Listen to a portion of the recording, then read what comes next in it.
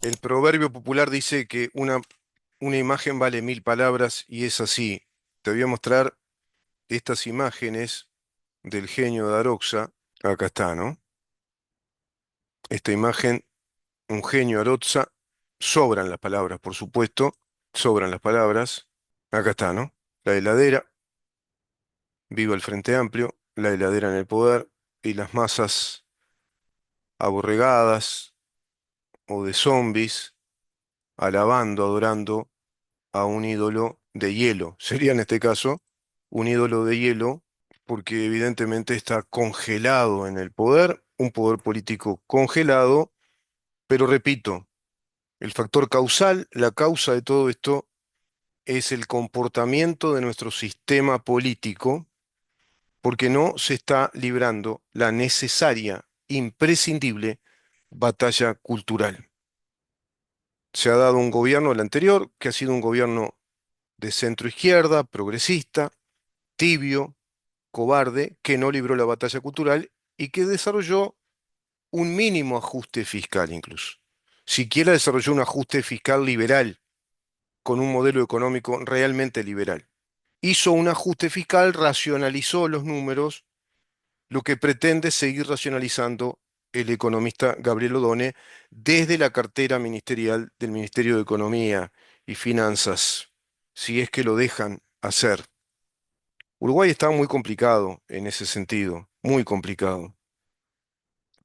porque no tenemos en nuestro país un revulsivo político, un, un panorama de aparato político distinto a lo que hay, que plantee realmente la renovación necesaria, el cambio necesario, el cambio de rumbo, el cambio de modelo político en las estructuras organizativas, tanto a nivel administrativo como legislativo en el Uruguay. Entonces yo compuse esta nota para compartir con todos ustedes. ¿Qué será de nuestra democracia? La respuesta no es fácil, no es fácil. Hubo una vez en la que el señor Ríos, Vivian Trías, así le decían en el Código del Espionaje, a quien fue el secretario general del Partido Socialista, senador, abogado, docente universitario, connotado personaje público, un referente de aquel contexto, de aquel Uruguay, del Uruguay de los años 60, el doctor Vivian Trías, quien creó en gran medida, junto a una playa de influyentes académicos intelectuales, Carlos Real de Azúa, Domingo Carlevaro,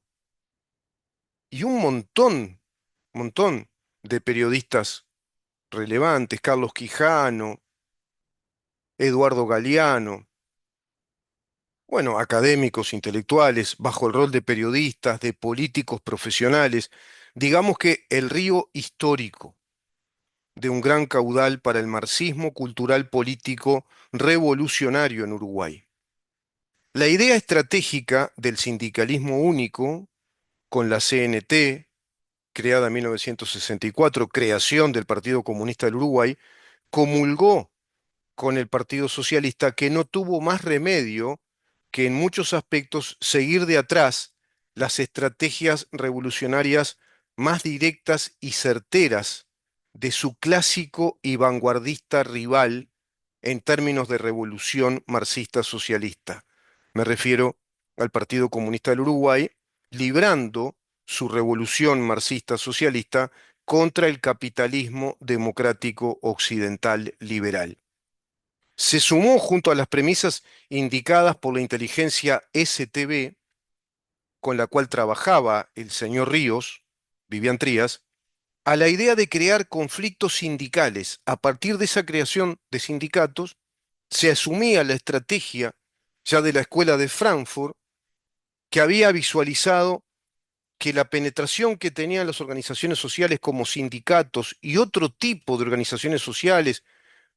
por supuesto que ligamentadas con los sindicatos, iban a permitir el desarrollo gradual de una revolución cultural apropiada a la idiosincrasia de ese occidente, del occidente de la Europa occidental, que estaba fuera del Pacto de Varsovia, que integraba ya la OTAN, pero en plena Guerra Fría, todos los partidos comunistas y las organizaciones marxistas, con sus intelectuales, estaban librando una inmensa batalla cultural en pos de la revolución socialista para Europa, para América Latina, también para el África. Se sumó entonces junto a las premisas indicadas por la inteligencia STB, era la inteligencia checoslovaca, la inteligencia comunista, es decir, la policía de inteligencia comunista checoslovaca, rumana y húngara, bueno, se sumó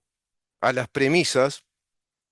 con las cuales trabaja el señor Ríos, a la idea de crear conflictos sindicales en todas las áreas de la actividad económica del país, a través de un agente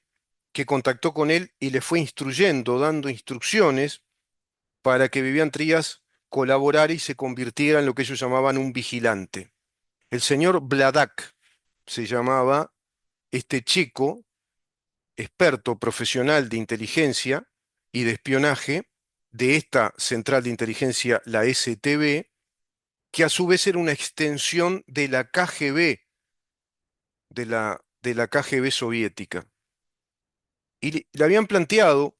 a Vivian Trías que tenía que desarrollar una gran campaña de medios, una campaña propagandística en pos de una tercera vía, de una suerte de socialismo que se adaptara a las idiosincrasias de los pueblos de cada uno de los países, y en este caso de Uruguay, un socialismo a la uruguaya, un socialismo gradualista, antiimperialista y por supuesto que amigo de la clase trabajadora, planteando la clara enemistad que tenían los partidos históricos nacionales, Partido Colorado, Partido Nacional, con las clases trabajadoras del Uruguay y también con los futuros profesionales del Uruguay, es decir, los estudiantes universitarios, que van a ser cooptados en ese proceso a través de la creación de la FEU posteriormente y dándose esa unión estratégica de los gremios de la Universidad de la República, la FEU, con la CNT, Obreros y Estudiantes Unidos y Adelante, parafraseando también aquellas frases, aquellas proclamas de los estudiantes en el mayo del 68. Así trabajaba el señor Ríos, con la idea de crear conflictos sindicales, instalar esos conflictos en la universidad, en distintas facultades. La facultad de arquitectura estaba tomada por el gremio de los socialistas, también las facultades de agronomía, las facultades de medicina, de ingeniería, de humanidades y ciencias estaban tomadas por el Partido Comunista, básicamente. Iba siendo tomada gradualmente también la facultad de Derecho. Y a su vez, la idea de esa creación de sindicatos únicos con una central sindical iba a darle un enorme peso político y de incidencia social, trabajando la revolución socialista y comunista por la vía no tradicional. Es decir, no por la vía partidaria, sino por la vía social, por la vía sindical, gremial, intelectual, a través de los grandes medios de prensa. En esa época, los diarios La Acción, Diario Época, El Popular, El Sol, los cuadernos de marcha, inclusive El Día. Se trabajó fuertemente en una prédica antiimperialista. Al principio se planteó el antiimperialismo con la teoría de los dos demonios, en el contexto de la Guerra Fría, es decir, Estados Unidos y la Unión Soviética, planteando una especie de tercera vía socialista, entre comillas, más benigna, adaptable a la idiosincrasia de cada uno de los países, más abierta, inclusive bajo aquel intento de la primavera de Praga en Checoslovaquia, que luego fue sofocado, ultimado por el propio Ejército Rojo, que ingresó con sus tanques de guerra y sanguinariamente destruyó ese proyecto de una apertura hacia la socialdemocracia o un socialismo más humanizado. En definitiva, Checoslovaquia se quedó en el molde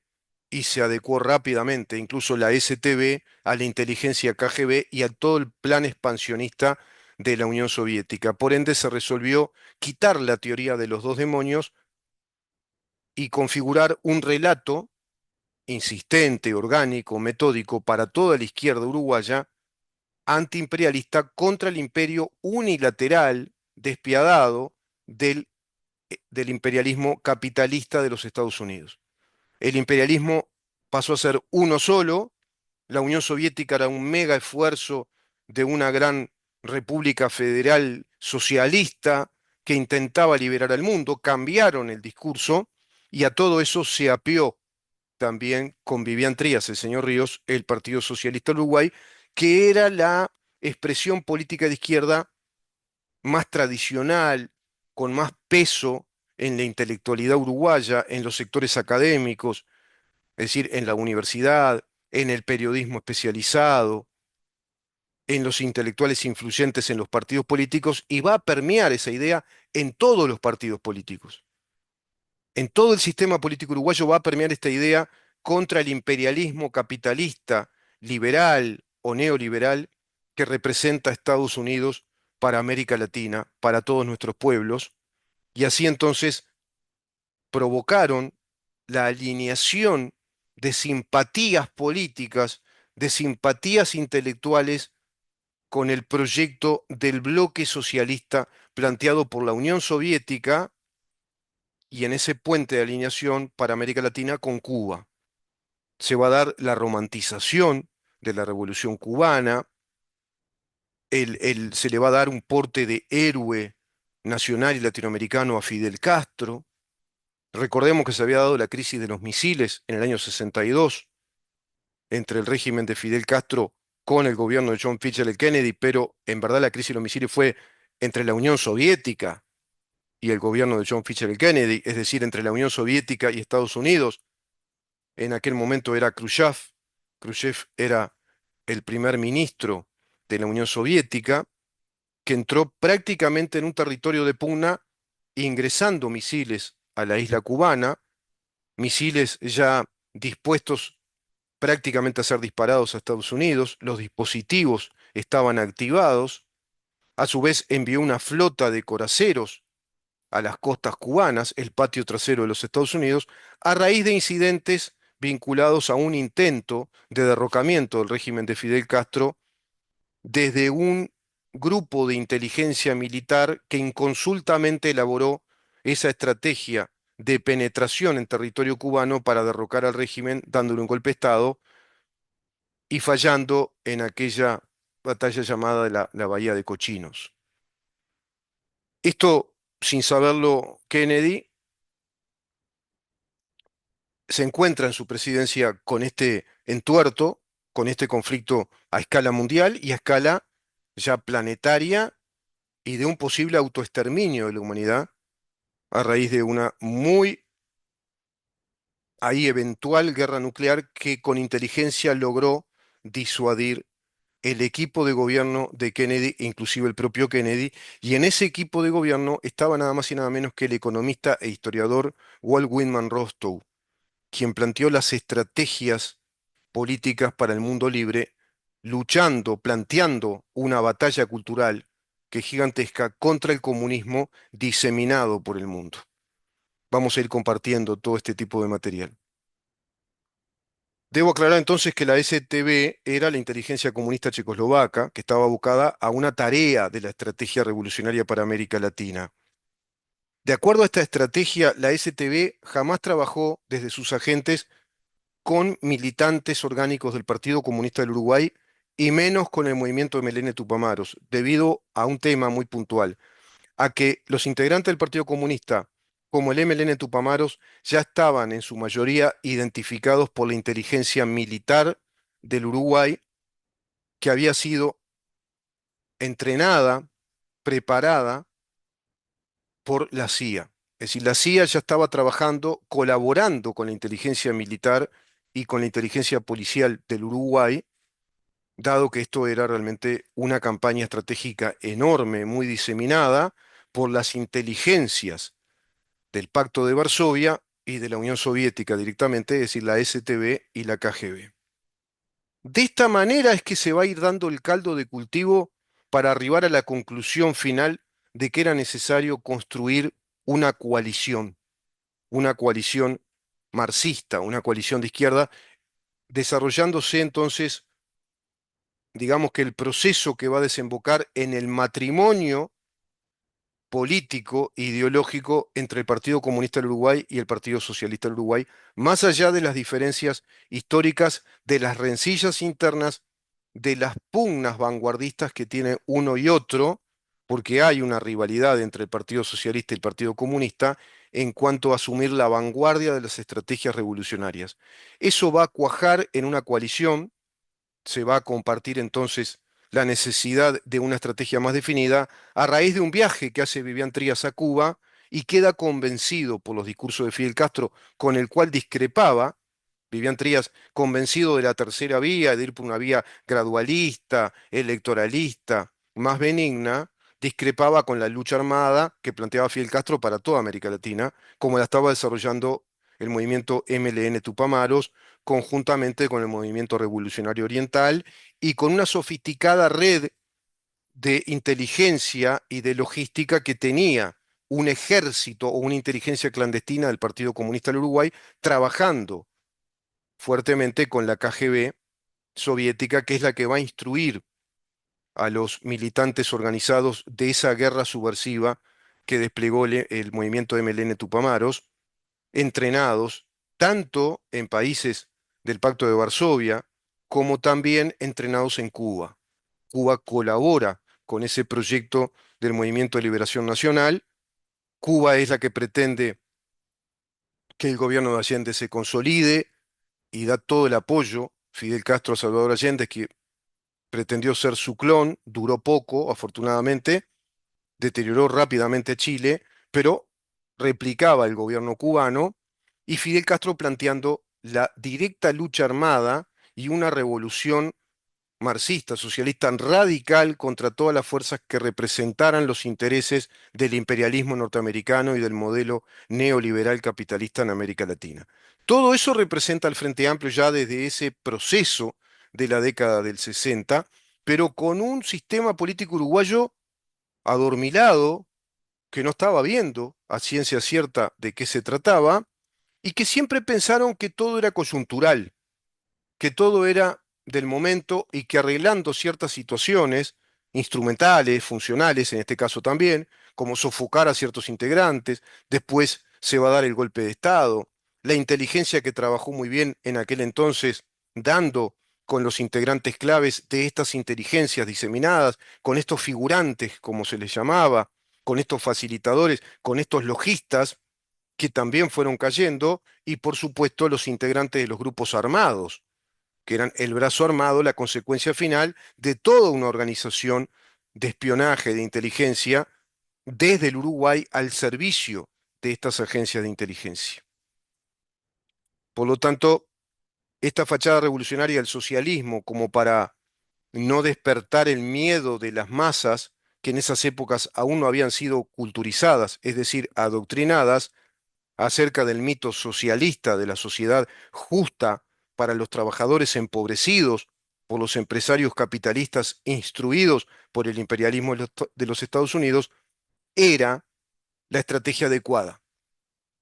Es decir, organizar sindicatos, armar sindicatos, son fachadas sindicales en verdad,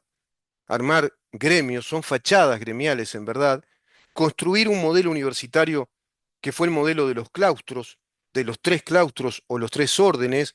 para darle un cogobierno y autonomía a la universidad, es decir, que la universidad dejara de tener el control del poder ejecutivo y que pasara a configurarse como también una especie de ente autónomo con autonomía en su gobierno, por ende trabajó ahí fuertemente su autonomía ideológica, una autonomía ideológica y una endogamia gubernativa dentro de la Universidad de la República ya se empieza a dar en los años 60 también. El trabajo logístico, el trabajo de adoctrinamiento, el trabajo de mediatización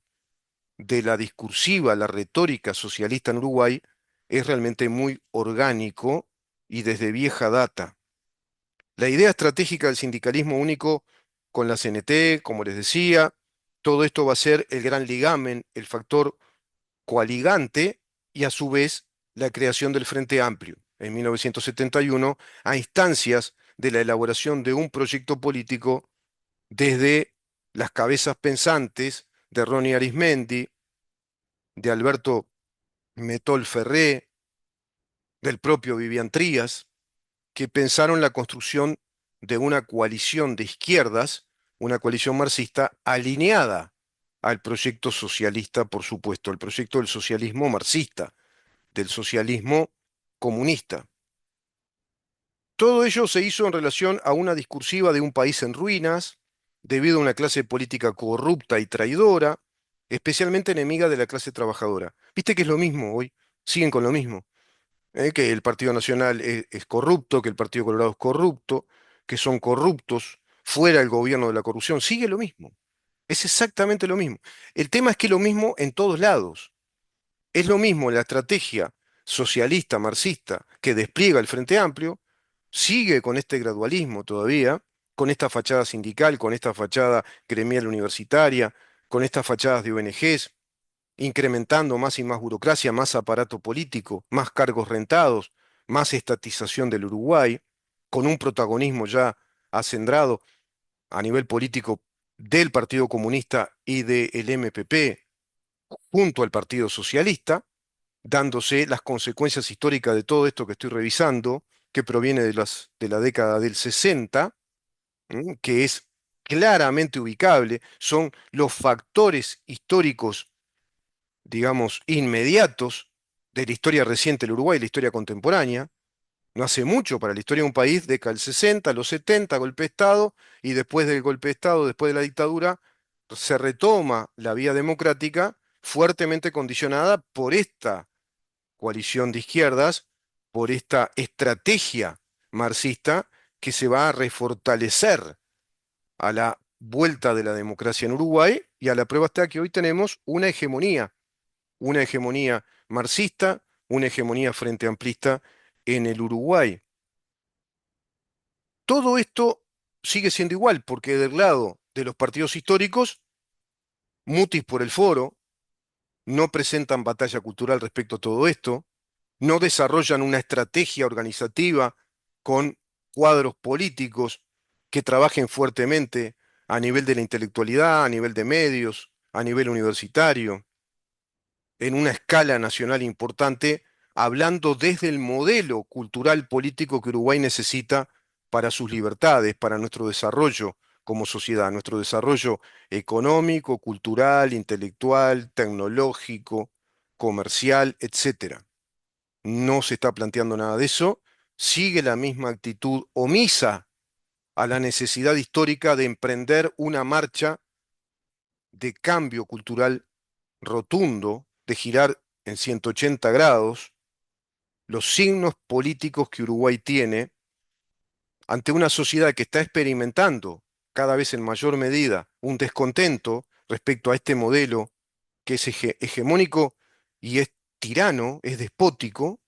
pero que no está capitalizada, no está galvanizada por una propuesta política realmente clara, seria, determinante, que venga a plantear la batalla cultural. Es impresionante. Y esto también está pasando a nivel mundial. A nivel mundial está pasando exactamente lo mismo. Primó la idea cínica de la tercera vía socialista, tanto en Uruguay como en Europa, y desde la estrategia discursiva de la Escuela de Frankfurt y el Círculo de Viena. Obviamente dos propuestas de teoría marxista, civilizatoria, en pugna directa contra el modelo occidental liberal de sociedades abiertas, democráticas y capitalistas. Todo esto a su vez ha sido muy alimentado por una ausencia política contrarrevolucionaria en Occidente. Europa vivió el mismo fenómeno de ausencia política en este tema, por lo tanto trabajaron muy libremente las huestes organizadas marxistas, los ejércitos intelectuales, académicos marxistas, diseminándose por Europa y hacia América, hacia los Estados Unidos, cooptando al Partido Demócrata, a intelectuales, a académicos, a empresarios, también desde la década del 60, y para América Latina, trabajando fuertemente ese puente entre la cínica estrategia tercerista de la STB, es decir, desde Checoslovaquia, Rumania, Bulgaria, Hungría para América Latina, combinándose con la prédica más radical de la KGB, diseminando organizaciones militares, también propagandísticas, medios de prensa para toda América Latina, ya en línea directa con el régimen cubano. Todo ese proceso va a cuajar en estas coaliciones de izquierda en América Latina y a la caída de la Unión Soviética renace prontamente el modelo internacional comunista galvanizado con el nombre Foro de San Pablo. Fidel Castro, Ignacio Lula da Silva, del partido Trabalista, el Partido de los Trabajadores, que es un partido comunista trotskista, y el actual ministro del Uruguay de Relaciones Exteriores, Mario Ludwigkin. Los tres cerebros, los tres Pinky cerebro que pensaron el Foro de San Pablo. Evidentemente, los políticos de los partidos tradicionales, históricos, no entendieron nada hasta la fecha, no terminan de entender de qué se trata y se agotan en la comodidad de sus chacras políticas, de sus sillones, de sus prebendas también estatales, acomodándose al lema o a la consigna o al proverbio de si no puedes con tu enemigo, únete a él, porque en definitiva se trata lamentablemente de eso. Vamos a seguir con este tema que es enorme, larguísimo. Todo esto son apuntes, te di una parte nada más, te di una parte, pero son apuntes que hice sobre la base de la lectura de, bueno, libros muy importantes, apuntes tomados sobre la lectura de la STB, el brazo armado de la KGB en Uruguay, así se llama el libro, de los autores Vladimir Petrilac y Mauro Abranches Kraensky. Vivian Trías, El hombre que fue Ríos, libro de Fernando López de Alessandro. Combatir el imperialismo, libro de Michal Sourek, un especialista checo en estos temas. Se doctoró incluso en política iberoamericana. El comunista de Bernardo Joffe. Son estos libros. Acá tenés Combatir el imperialismo de Michal Sourek. La inteligencia checoslovaca y la Guerra Fría en el Uruguay de los 60, libro sumamente importante, lo recomiendo. Acá no estamos para enrostrar libros, sino para recomendar material de información. Este libro es clave, El hombre que fue Ríos, Vivian Trías, de Francisco López d'Alessandro. Este libro es sumamente clave. Vladimir Petrilac, Mauro Abranches Kraensky, la STB, el brazo de la KGB en Uruguay, los archivos secretos del espionaje comunista desde los años 60. Desde los años 60. A ver si logro ahí. Acá tenés, la STB, el brazo de la KGB en Uruguay. Los archivos secretos del espionaje comunista desde los años 60, edición Planeta. No son libros para nada caros, los podés conseguir. También está El comunista de Bernardo Joffe, lo tengo en mi biblioteca por ahí. Y hay más libros, por supuesto, para seguir consultando. Y hay muchísima historia, muchísimos datos, mucho material para seguir compartiendo con ustedes las causas de este deterioro de la democracia uruguaya.